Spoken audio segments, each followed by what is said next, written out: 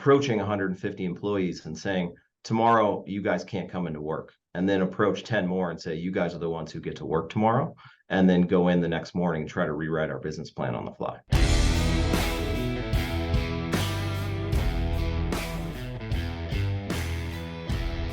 This is Unlawful.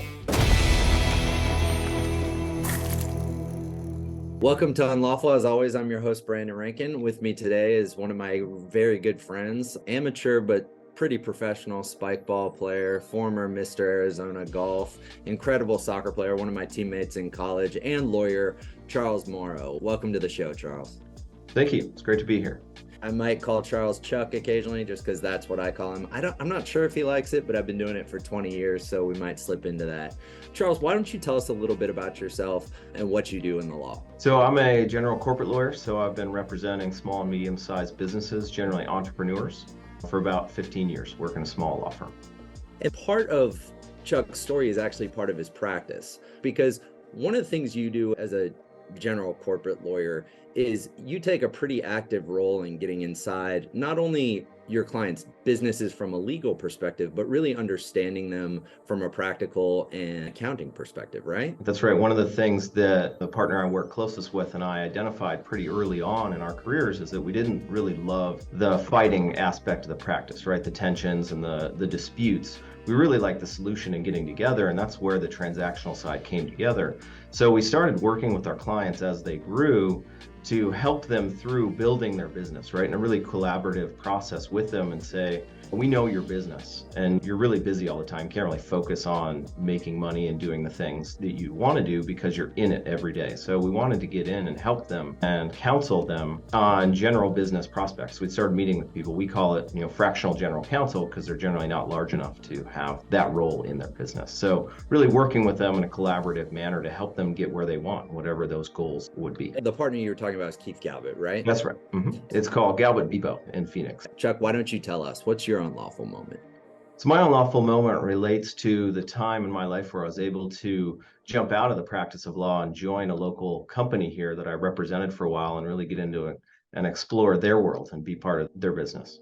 And tell us how that happened. So I was representing businesses for about 10 years. And there was a period where I unfortunately lost both my parents in a pretty short period of time. That change in my life really pushed me to think about what I really wanted in life. And it really got me thinking. And I had one client who was a local brewery in town.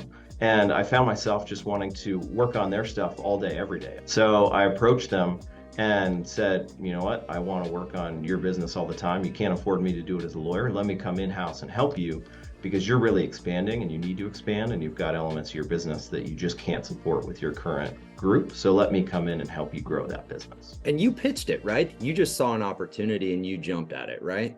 That's right. That's right. So I approached them with kind of the role that I saw there because they started out with one location and they were phenomenally successful and they were trying to figure out what the next steps were. So they had a lease for a new space, but they didn't have a structure outside of just the general manager of their restaurant. So I came in, was able to say, here's how we should do that. And here's the process for that growth. What's so cool about this process and what you did, and I've told you this before, is two aspects for me. One, there's kind of the courage to define your own path aspect of it. And then two, there's this concept that when people think of lawyers, oftentimes they think of lawyers as being the people, right? We're the ones who identify risk and tell businesses they can't do stuff.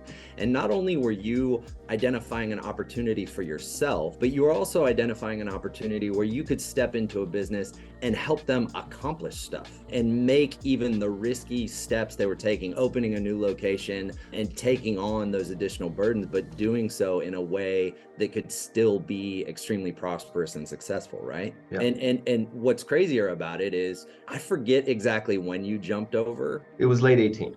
Okay. Mm-hmm. So you had approximately a year under your belt before you got hit with the biggest issue to hit restaurants and brew pubs ever, possibly in United States history, right? That's great. And it was a fascinating experience. Obviously, overall, learning a new business and getting into it and understanding it was really great and rewarding.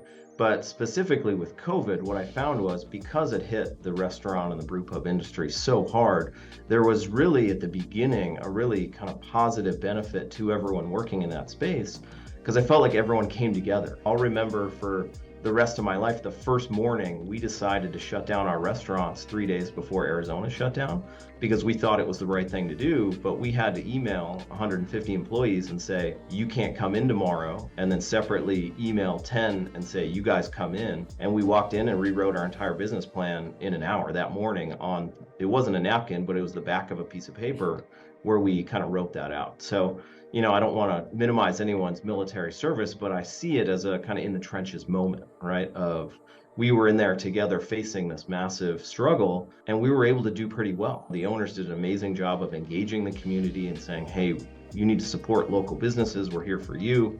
We're in the community. Help us out. Help us keep these people employed. And then working with people in the kitchen and the managers and figuring out, how are we going to do this? Now it's to go only. So who's going to answer the phones, right? And that teamwork aspect of setting up the online ordering system. What's even crazier about that is 18 months before that happened, you were at a law firm, right? It's funny. We talk about the escalator, right? You're on the escalator and you're not sure if you want to go to the top or not, but everyone else is jumping off. So you feel like you're succeeding because you haven't jumped off yet. And so that was the silver lining for me with the family challenges I was going through, is that's what really kind of pushed me to make that change, because I wouldn't have without that kind of defining moment. And so I think about things that I would love to talk to my parents about now, but I would never have made those decisions if they were still here. Absolutely. And in addition to proving that you're better at life than I am, you also just proved you're better at analogies. Chuck, I really appreciate it. This is a very personal story, and it's one that can teach people and show people that you don't have to stay on the escalator.